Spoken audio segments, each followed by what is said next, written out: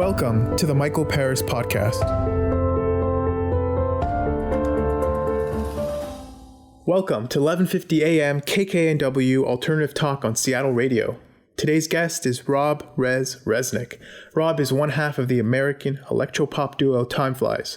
He is currently working on Taproom, an app to recreate the bar experience online, and two other music projects, Molly Parton Country House and Yippie Cult Electronic. Since 2010, Timeflies has built an ardent following, amassing diehard supporters online while selling out concert venues across the United States. To date, Timeflies has sold over 150,000 albums and 800,000 singles, with over 500 million streams worldwide. Rez was the brains behind all of Timeflies' productions. Their album After Hours debuted at number 8 on the Billboard Top 200 and went to number 1 on iTunes top pop albums chart. They've landed high-profile music placements in films like About Last Night, My Big Fat Greek Wedding 2, and have been featured on the MLB, NBC, Red Bull, American Idol, and more. And their appearances don't stop there. They've hit the stage at Good Morning America and have been featured on Jimmy Kimmel Live. Timeflies has been dubbed musical masterminds by Vanity Fair. Rob has worked with artists like Mike Posner, T-Pain, Justin Tranter, John Bellion, J.R. Rotem, Martin Johnson, Felix Snow, Said the Sky, Shy Martin, and more. Rob Resnick, welcome to the show, buddy. Great to be here. Thanks for having me. Yes, of course. So first question is, when did you discover your passion for music? And was making music always a part of your bigger plan? Yeah, I would say my passion for music probably started in around second grade. I mean, I'm sure I was into music before that, but my mom put me in piano lessons and I really liked it. I had a really sweet piano teacher, Anna Katz-Nelson, who it was classical for the first 3 years. And I don't know, she was just a great teacher, and I hated practicing, but I loved playing. And from then on, I just realized I was much better at that than sports. So I had to focus on that as a younger kid, I guess. And then I realized I could be in bands, and those bands got more serious. And then, yeah, it kind of went from there. Yeah. So what I do know is that you studied philosophy in college. Yeah. So how did that come? How come you didn't choose to study music? Well, I actually went to school for electrical engineering. Oh, wow. And when I was applying to schools, like that was what I was looking at, was only electrical engineering programs. But a few schools had music programs too, and some of them you could cross over. So I ended up picking Tufts because I thought that they had the best, ability for me to do some liberal arts stuff while still focused on engineering. Mm-hmm. Anyway, after a year of that, which I was really good at math in high school, I loved math. As soon as I got to college math, I realized it was way too hard, and said, I'm good on this. Diffie Q is where I was tapping out. So I was like, what else can I do? I really like philosophy and, talking about mostly metaphysics, but that sort of stuff. So I decided to switch to that. And then after a semester, I was like, I should do music too. I guess I'm good at that. So I ended up double majoring in those two. Sweet. Yeah. And I always look at math and philosophy as being one of the same. Math essentially is a subset of 100%. Philosophy. But yeah. Exactly. And it was a lot easier than doing the actual, physics side of things, which again is just the math. So I get to kind of talk about the same stuff, but conjecturing the whole time. Yeah, fair enough. And, as someone who has listened to you and was a big fan of your music, I've always wondered and always wanted to ask you this question. But how did Timeflies come to fruition? And tell me about how you and Cal met. Yeah, so we were in the same fraternity. And as a freshman, I guess this was actually probably before I pledged. I hate now talking about frats, feels very dirty. But I was at the house where everyone lived, and we were having a party, and there was a little freestyle cipher, I guess it's called, going on. And I believe I was playing drums. Cal seems to remember that I was beatboxing, but I don't think he's right. I wish we had the tape to check. And he was in the circle, and, two guys were going, and they were really bad. And it was you got a bop, then I got a top, and here we go shop. And it was really terrible. And then Cal came in and was great. And I, at the time, had already started a funk band with my friends that was, performing, small shows. And we said, we need a singer. We thought we were going to be instrumental, but you're phenomenal. Why don't you join the funk band? And a year later, after we had, won a bunch of battle the band stuff with the funk band, Cal and I were just on a not different level in terms of music ability. Actually, those kids were incredible, but just on a different sort of plane of what we wanted to be working on musically.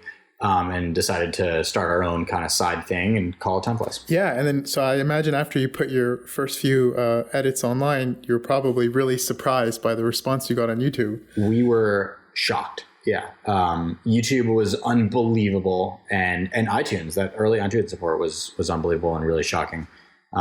So yeah, can't really be too upset about how things worked out. Yeah, so Timeflies sold over 150,000 albums and 800,000 singles.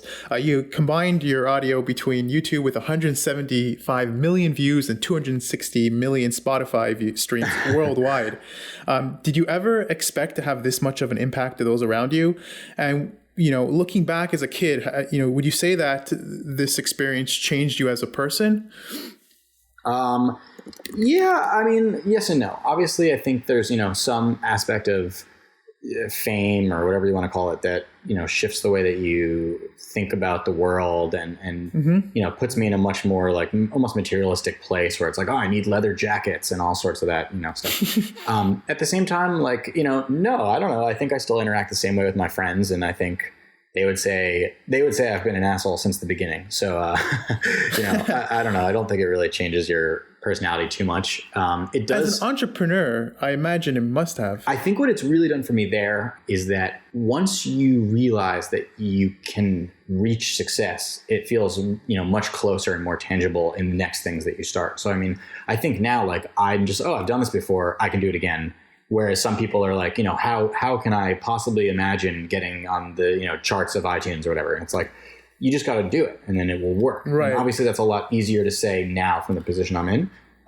But I do really believe that. Yeah, of course, because the journey to anything successful is long and tedious and takes grit and stubbornness. And when you have confidence that you've done it before, it makes it much easier to weather the process. I agree with you entirely. And for those who are working really hard to build up their music career, what advice would you possibly give to them?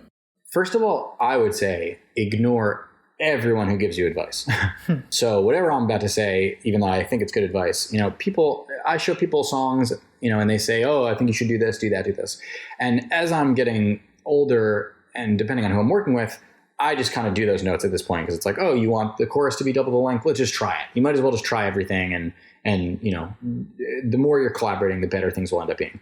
That said, when I was starting out, I think stubborn is what makes you unique. And if you really believe that the way you're doing things is going to work, eventually it kind of will, I think. There's a lot of songs I hear where I'm like, oh, I don't really know what they're doing. And then a year later, everything sounds like that. And you're like, wow, like that guy just really believed that what he was doing was unique and different. And then he became a leader as opposed to just being another follower. So ignore all advice. That said, watch so many YouTube videos. Like we're in a day and age where like it's so easy to learn. And I don't even, I have Masterclass and obviously YouTube and those things, but I'm sure there are even 1,000 other websites that have producer classes and great content. And like any place you can watch somebody do something better than you should. I'm not particularly, yes, I know all of the buttons on Serum and I'm really good at, Ableton, whatever.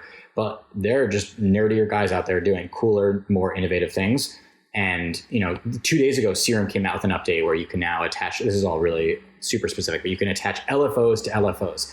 And it's like a whole new world now for geeks, basically, to go in and turn more knobs. And like, I need to now learn all that. So I'm going to watch a bunch of tutorials and I'm going to learn it. And it's funny when producers like reach out to me on Instagram, like, what's your advice for me to get better? How do I sidechain a kick? And I'm like, dude, I don't know. Ask YouTube, Yeah. From what it sounds like what you're telling me, Rob, is that you might not necessarily be at the elite for technical and engineering expertise when it comes to music, but what you have is something original and unique that comes from you. And that's maybe why you stand out as opposed to everyone else. There's a really good Benny Blanco article from, 10 years ago at this point, probably, but in the New York Times, where he said that he's not very good at anything. He's just really good at looking around the room, seeing what everyone else is good at, and then doing the part that they can't, so that everyone can kind of be focused on what they're good at. And I love that quote. I like that too. I probably do too much and try to be the best at everything in the room sometimes, and that's, not necessarily a good thing. But I think if you can apply that to, like almost your own thinking and like, what am I not good at? Like, let me, let somebody else teach me how to do that as opposed to trying to figure it out. That's, the way to be successful. Love it. Love it. And to be more specific, what kind of character traits do you find essential for success? And how did you go about honing those skills? So yeah, on the note we were kind of just talking about, I think being able to know when to delegate work and when to just do it yourself. And some days, I'm really good at that balance and know when to call a friend who's better than me and more talented. And and know when to just say, I'm going to learn Premiere today and figure out how to edit video. Other days I probably waste hours and hours and hours learning Premiere when I should just ask a friend who's a video editor how to do it. And I think some days it really pays off and some days it doesn't. So like knowing when to do it yourself and when not to is really important. A lot of people, waste a lot of time trying to learn things when like that's available on Fiverr. Just spend $5. You know what I mean? Yeah. Save yourself 3 hours and then, do those 3 hours put towards what you actually should be working on, music or whatever. And on the flip side, do the opposite. I also think, as we talked about, just being insanely, optimistic about your own success and future and just like believe in yourself. And that's, some days, again, really hard. But you just gotta, I remember I had an idea years ago for some stupid release that we didn't even do for Timeflies. And my manager, I remember this to this day, was like, what do you think, you're Kanye? And we obviously didn't do that idea because it was way too, ambitious. But I was upset about that for years because I was like, yes, I do, I believe I'm necessarily as talented as Kanye. I think he's a genius, also maybe a psychopath, but I wish we had done that idea. Maybe it would have been hard to pull off, expensive. I don't know, but it would have been really cool. And like, I want to do more of those types of things in life. And, obviously if you have the money and stuff is, a big question, but if you can do cool things, you got to shoot your shots because believe in your craft. And lastly, and this was our, Ray Kurzweil moment for the day, but is solve tomorrow's problems with tomorrow's tools. So like, if you're thinking about how to solve a problem today, you're in trouble. And if you're trying to do it with today's tools, you're in trouble. So, I think it's always important to think about what's the world going to be like in 2 years, 5 years, 10 years. And like, how do I be successful there? Yeah. And that's just about, I think, being a geek, I agree. And it sounds like you're a big fan of Ray. We were speaking earlier too, and you mentioned him. Yeah. So I actually find him fascinating. I think that, he sounds a little crazy to the people who are very rigid in terms of sticking with the status quo. But, I think a lot of scientists who predict the future usually have radical thoughts. You just need to have the right radical thoughts. And, I think he's onto something. I think and he would probably admit this, some of his hopes, I want to even call them, about, they're not even beliefs, but like hopes about his life expectancy and how we're going to be able to resurrect dead people's consciousness. That's all like on the verge of religious to me and like a little scary. But if you look at his stuff about like just general, exponential growth and being able to predict certain trends, like that stuff is just math and like it's hard to argue with, so yeah. He has done a very good job on past predictions, but I will say this, Rob, you're speaking to the perfect person to talk about biological aging because my background is mathematics and computer science. Right. And I've taken a complete 180 to study biomedical engineering precisely because I'm very passionate about understanding human aging and I want to dedicate the rest of my life to doing research in that. Right. So in fact, when it comes to Ray's perspective on that, I am strongly consistent with him. And I do think that aging is a problem that should be solved just like everything else. I agree with that. And I think I would agree with, that if you look at life expectancy and you look at all that, like you could math it out and graph, whatever and have trends. But I find some of the stuff about like, not even like ethically, but more like, I don't believe that we're going to be able to take dead people and memories and somehow reverse engineer that back into a person. Yeah. So that's a very difficult process. Yeah. But avoiding cell senescence and avoiding cells from dying and reversing the clock while you're alive, we do that every day. That's why we run and that's why we eat healthier. It's kind of like we're dealing with the symptoms instead of the root cause. And I think it was Ray Kurzweil himself who said this, is that, are you crazy to looking at he classifies aging as something called telomere shortening disease. Mm-hmm. So he classifies the aging process as being an actual disease. And I think it was a doctor went over to him and said, do you actually really think that's a realistic assessment? And he goes, when we cure it, you'll understand.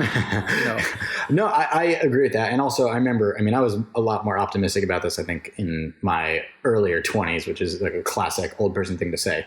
But I remember saying to my friends that Ray Kurzweil says, if you're under 40 right now, you'll live forever because you're like in the curve. And yeah, I think that's a little optimistic. I hope he's right. Like, don't get me wrong, Here's the thing, Rob. You got to put these thoughts into perspective. If you go back just 20 years, your iPod was the coolest thing. It plays music. And now it's like, by the way, your iPod plays music. It does literally everything else. And to even push out in more of a macro scale here, if I were to tell you just 200 years ago that we have these boxes that go across the world in a few hours, or that you have these tiny things in your hands that allow you to converse instantaneously with someone else around the world, even the craziest people of the time, the witches, will tell you, man, you are nuts, right?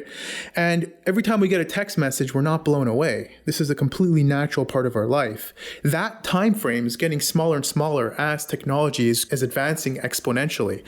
So it's becoming I think that's one of the premises of Ray himself, is that he's saying that we're going to reach a moment of the singularity where our ability to perceive and our ability to calculate where the progression of technology is going is going to be completely out of our control. So I agree, from this frame of reference, it's very hard for us to see that as being realistic. But I actually think that we're going to progress so quickly in the next 50 years that things are going to come to fruition that we could never imagine possible. So I, first of all, 100% agree. I, second of all, would just say that anything that I'm about to say is only because I love discussing and arguing, and I probably you're on the opposite end of the argument. Side, I would do. Yes, exactly. Yeah. That said, I wonder, and not to Ray Kurzweil, but is taking my aging, pathetic body and trying to save it really what actually is going to be the way that, we do things in 100 years? Like, exactly. Maybe I'm just going to move into a new body every 2 months when I want to, or you know what I mean? Like, I don't even know if aging is the important problem, if we can transfer consciousness or, whatever. You're 100% right, Rob. The question, we might be wasting our time by trying to perfect biological systems. Right. This is where the conversation of cyborgism comes into play, where we're much better off building electronical systems that are fault tolerant, that can deal with all sorts of extreme conditions, electronical hearts, and eventually we can start replacing organs with optimal systems. And you can even look at a bird, for example, right? That's exactly what engineering is, or that's exactly where the benefits of science come into play, is when we start to think abstractly. We look at a bird, we understand the bird has the least ideal situations in which its environment allowed it to flourish. We look at a bird, we understand its mechanics, we strip out everything that's important, we look at it abstractly, and we rebuild a system that goes to other planets. Right. Yeah. And I think we should look at our body as the same way. We need to understand what the parts that benefit us, look at it abstractly, and then rebuild those systems with ideal materials. And I think once we head into that forefront of science, I think, living for 500 years, there might be people alive today that very likely will reach the 500-year threshold, but it's really, really too soon to tell. It's all fascinating stuff, really. And wow, we completely went off topic, but hey, I love it. Yeah. But these are the things that I wish that I was thinking about and solving. Right. And are just like, I'm jealous of the people who get to wake up and say this is their job. It's really incredible. Yeah. Unfortunately, these kind of things are usually stuck with researchers who don't get paid millions and billions, and people taking an influence on Instagram make 10 times more. But hey, man, that's just how it works. So actually, to touch base here, I really do admire your work ethic, Rob, because you always are hungry for knowledge. And as someone who's had success in music, I know that we've talked in the early onsets of your development of an app called Taproom. And here we are. Yeah. I think it was like a year later. So I'm in Portland now. We first started talking when I first arrived in Portland. And tell us about your app Taproom and what's up with it.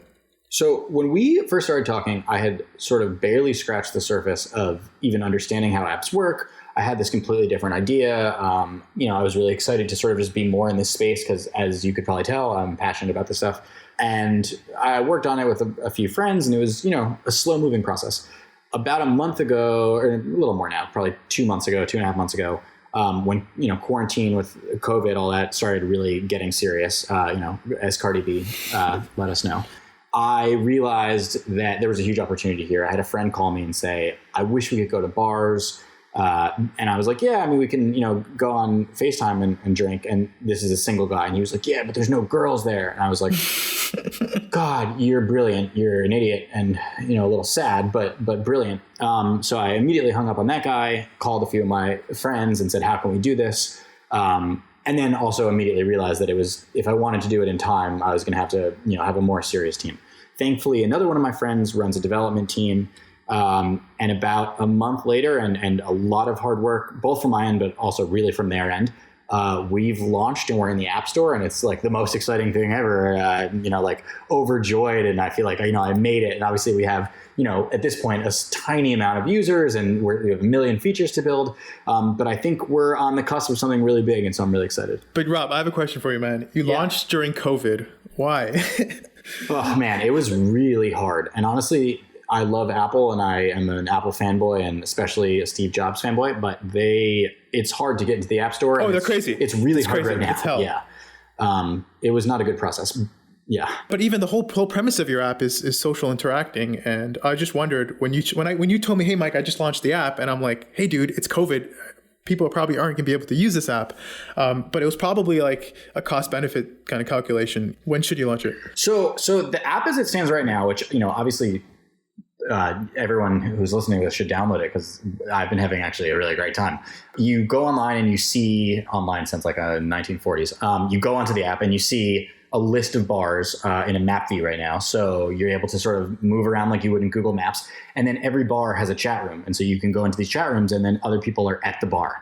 And it's like pretty much just like going out, except for obviously you're sitting on your couch on your phone. But so, 2 nights ago, I was in Cabo talking to a bunch of random girls that I don't know. And they were like, smoking and drinking in their house and, wherever they were. Last night, a bunch of my friends and I went out in Canada. Then we decided to go to New York to Soho House for a while, meet some people there. I met a bunch of random dudes from upstate New York who popped in for a little while. Like it's almost like more social and fun than just chatting with your friends on, WhatsApp or whatever. Yeah. But at the same time, not as weird or anything as chat roulette. And it's still like very, controlled and normal. So it's been just like really fun. And especially, I'm sitting at home watching a lot of Netflix, and those things are great. But at some point you want social interaction. Of course. And yeah, so these apps can either keep you isolated, or they can really help affect your social life and influence it. And for me, using apps like Bumble Biz has been just tremendous for networking. Yeah, 100%. I mean, we're also thinking at some point it would be great to sort of differentiate the bars into having some bars that are singles bars, having some bars that are game bars, and then having some that are just networking bars where, maybe you go in and everyone has like a digital name tag on, and it says their job and, or whatever. And you can say, oh, I'm in that, industry too. Let's talk about it. So I think, just like in real life. Yeah. Even sometimes meeting someone in the premise of business is the best way to make strong relationships, as opposed to heading forward on a dating app, just strictly thinking of dating. Agreed. And I think, I at least really enjoy talking to, potential future mates, like face to face and asking them questions, as opposed to just swiping, yes, I find you attractive. So I think, there's a huge future here for, especially like if you're out at a bar and, it's the end of the night, you have to go home, but you still want to talk to people. Like Tinder is not the way to do that. And if there was an online bar where you could go on and not in like a, back page kind of way, but more in like a real physical space that's online. I think that would be like a really fun way to, sort of use the internet to help the social world and not destroy it. That's honestly awesome, Rob. And just seeing how you're progressing from music to heading into the entrepreneurship space of tech and all that good stuff. I do wonder, do you have a 5-year plan, and like, where would you see yourself in 5 years? That's a great question. I have realized about myself that I really enjoy being stressed. So I have a feeling I will just solve this problem in some way and get stressed about something else. And, no matter how big this app gets or doesn't, like in 5 years, I will be stressed about something, and I'm really excited to find out what that is. I hope that it's much bigger problems. And on that note, I really hope, I think what life is about is surrounding yourself with great people. And I've been really lucky in the music space to meet some really, really talented people and almost more importantly, really hardworking people. I hope that I can do the same in the tech space and just in the world in general. And I want to have more friends that like talking about Ray Kurzweil and like discussing the future of the universe as opposed to what we should get to drink tonight. Granted, both of those are important questions. But so one of my greatest idols is Sam Harris. He has a podcast called Waking. Well, he changed it. It's called Making Sense with Sam Harris now. If you like talking about AI and quantum mechanics and all the stuff that's coming to life in the coming years, I highly recommend you listen to that podcast. He blow your mind. Yeah, 100% I will. Awesome. And this is only supposed to be a 14-minute episode, Rob, but I think this went really well. So we're hitting the 28. We crushed it. Yeah, we're doing the 28-minute block. So it's going to be a full 2-episode section on the newscast. Awesome. Yeah. Awesome. And so tell us where people can find you online, and yeah, just plug yourself. I have 3 million different accounts. So on Instagram, I'm at Res. I then have 2 electronic music projects. One is at Molly Parton and at Yuppie Cult, Yuppy, Yuppie Cult. And then taproom.app for everything, website, Instagram, all that stuff. And go download Taproom on the App Store. Awesome. Rob, thank you so much for your time. I really appreciate it. And I wish you all the best in all your future endeavors. And I will definitely be keeping in touch with you, buddy. Awesome. Thank you, man. Yeah, this was a great talk, and I'm excited to hopefully talk again soon. Yes, we should definitely do this again. Have a good one and stay safe. You too.